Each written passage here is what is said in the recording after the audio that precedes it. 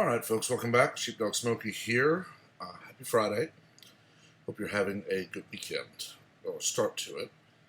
And I bought something today that I hope is going to let me finally start my video series where it's actually going over American history, not just current events. That will probably always be somewhere on the channel. We have Democrats that daily provide just mountains of information that can be dissected endlessly. So there will always be some of that because part of this channel is going to be a push to not only help people realize the allegory of the cave is real, but to help them escape that. And that's kind of what I want to talk about tonight. Before we dive in, please remember to like and share and to subscribe so we can grow the channel, widen the discussion. But that said, let's dive right on in. What I bought today is basically something I noticed when I had to go to town to get a gallon of milk. My parents are out of it, and I'm in a better position to actually, go in and run in to get something. So I went in, got him a gallon of milk. I ran through and got a burger while I was out, supported one of my local franchises. But while I was at the store, I saw something that I've never seen before in stores, and it's never come across my Amazon or other shopping feed because I don't search for stuff like this.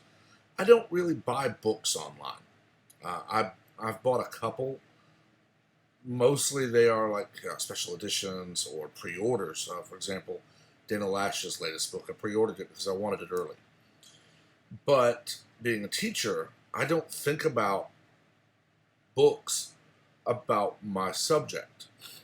And, pardon me, it is allergy season in Texas. And I say being a teacher because that's how I see myself. I went to school to be a teacher. Even working in IT, I'm still helping teach people things. But my focus was always on social sciences. So I don't think about how to teach. I think about what I would be teaching. But having now been away from it for 10 years, other than just a short little run with my local ISD before I moved into this job, it's looking at how the schools are wanting material presented, basically the curriculum that I am not familiar with anymore. That led me to get this book. Everything you need to know about American history in one big fat notebook. This is the middle school edition. I also have the Politically Incorrect Guide to American History. Love that book. It is bare bones. It is not going to pander to either side of the political aisle. It is literally the who, the what, the when, the where, and the how without the why. Because history, the study of history, government, economics, politics, all of that is not to explain the why. Psychology and sociology and psychiatry do go into some of the whys of certain things, but we're not here to think, why did these people do this 1,000 years ago? No. We're here to learn what they did, certainly. And we're here to look at perhaps what the effects of that were on society. But for one of two reasons, we don't look at it. If you want to look at why people suddenly stopped being nomadic and became agrarian, well, it's because they learned how to grow their own crops and rear their own livestock, so they didn't have to follow the herd. That's the why. People, when they were nomadic tribes, that's a tiring lifestyle. When you learn how to grow and cultivate crops, and when you learn how to rear animals so that you have the herd with you all year long, that's why you stop being nomadic. You don't have to. The other side of that coin is we'll never know. We will never know why, when that first canine approached a human non-aggressively, because at that point humans saw canines as aggressive animals. When that first canine approached that first human and was timid, Why did the first human to have that happen trust that the dog would not attack them? We'll never know, because there's no way to know. So that's my stance on history. I'm looking through this book and the other to come up with outlines for videos. I could go back to Persia, Greece, Rome, UK in its early infancy, Gallia. And I could talk about all that. I could go into Alexander the Macedon and how he became Alexander the Great. And I may do those one day.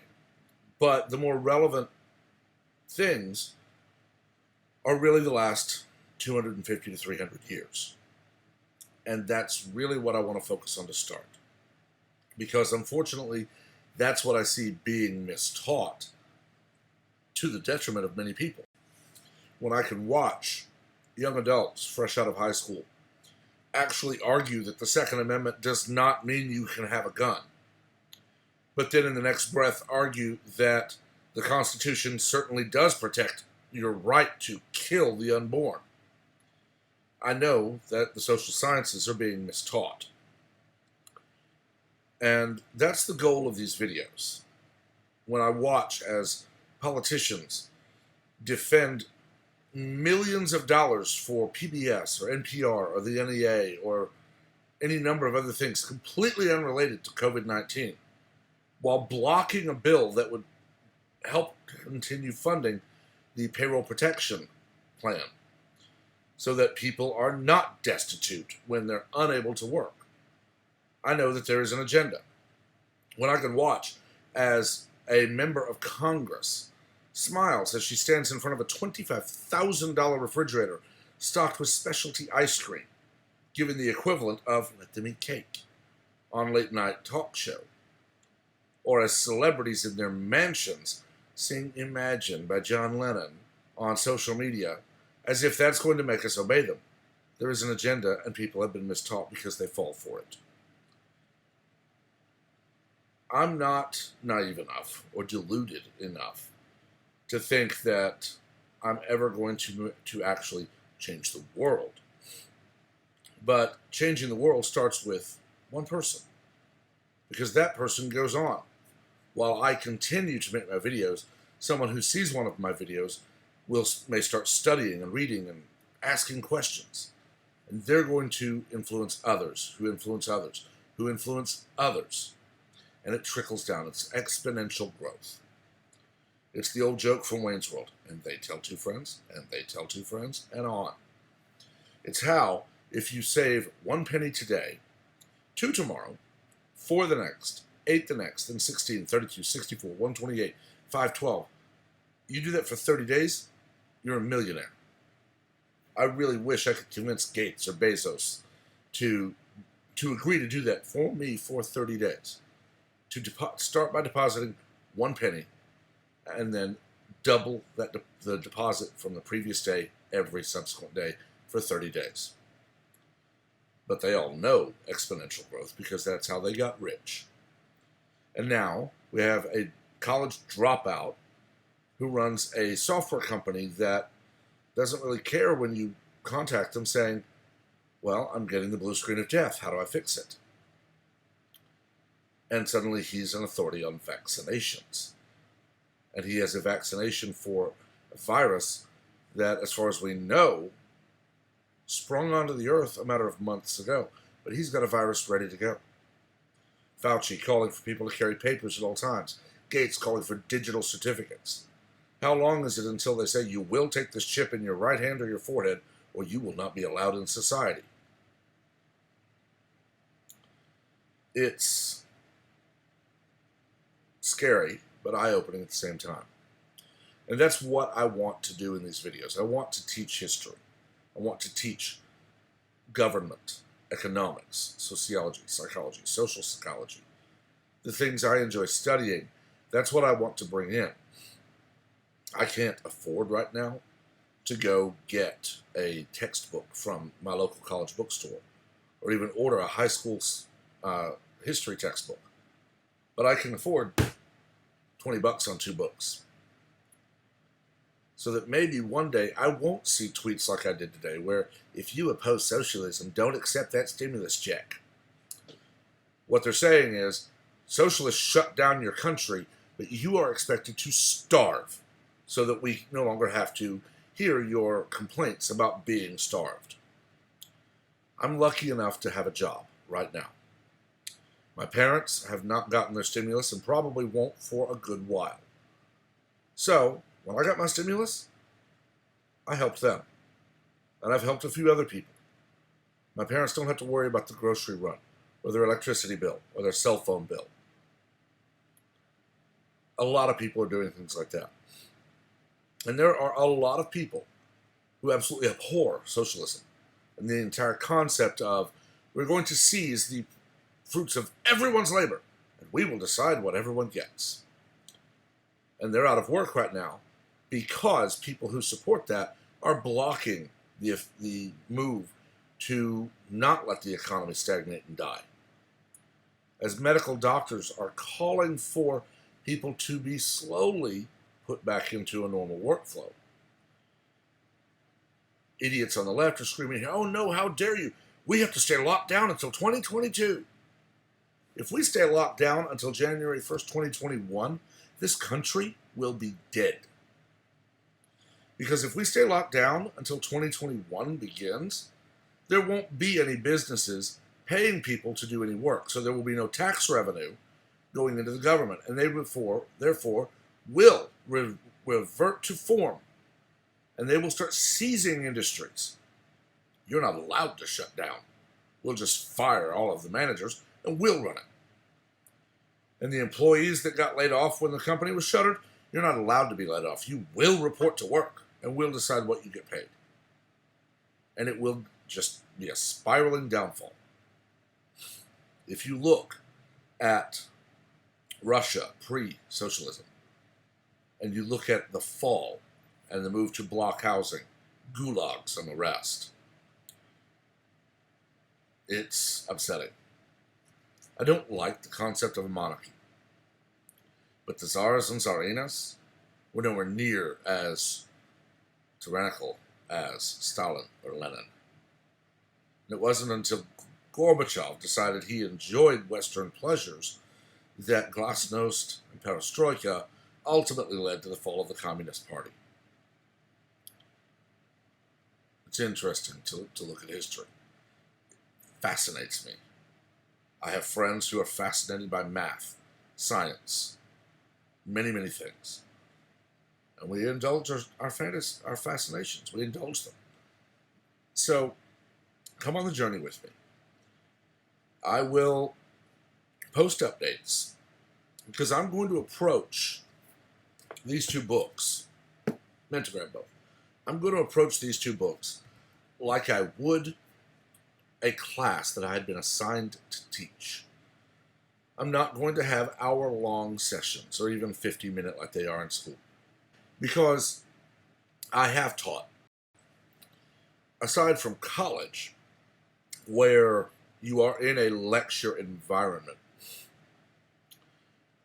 what I studied for was to teach, where it's very much short lecture and discussion. You know, there will be times when I jokingly say, here's your homework. But if I do that, know that this is something that I don't want to vomit out my opinion on and influence your comments. This is something that I would say, your homework will be this book. That's just my way of saying, I'd really love to know what you think about this book, but I don't want to tell you my views on it yet because I come at it from a different place than others do. I feel like this is something I can do that will help people. Because just like my friends who are fascinated by math, sciences, language studies, music, art, any number of things. I have a friend who picks up languages the way I pick up video games. It's amazing. And we help each other. I'm not a mathematician by any means, but I had people in high school who were a math whiz who couldn't understand history really well. We helped each other and we both got good grades.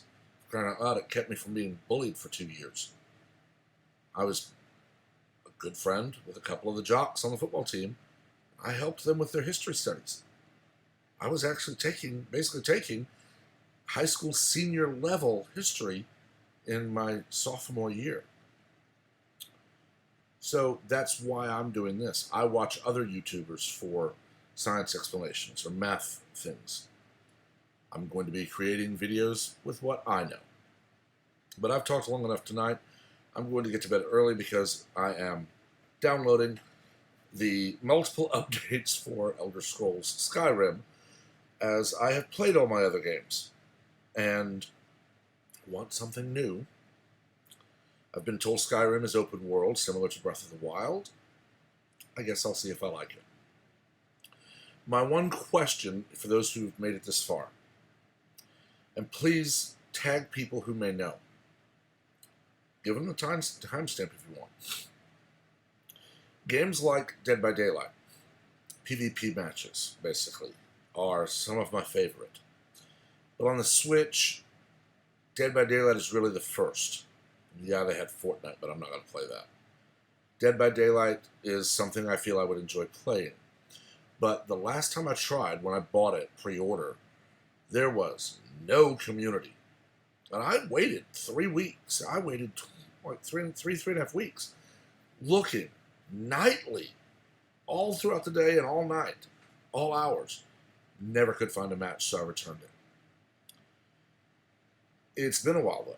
So for those who have gamer friends, who might be gamers, have you started to see an online community for Switch, Dead by Daylight? Because I doubt we'll ever get cross-compatibility for it.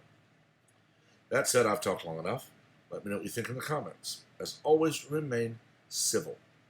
I say that because I want my comment thread to be the same as it would be in a classroom. We can disagree, we can dissent, we can debate, but do it civilly. That said, please remember to like, share the video to expand the conversation, and to subscribe so you are part of the giveaway at 500, 1,000, and 1,500 subscribers. Until next time, everyone, stay safe, stay smart, stay healthy. For now, stay home if you can. But if you can't, just be careful. As society reopens, you won't see many people going out for dinner every night, fast fooding every day for lunch, because they've realized I can save money doing this. But we will see a return. Until next time, though, everyone have a wonderful day.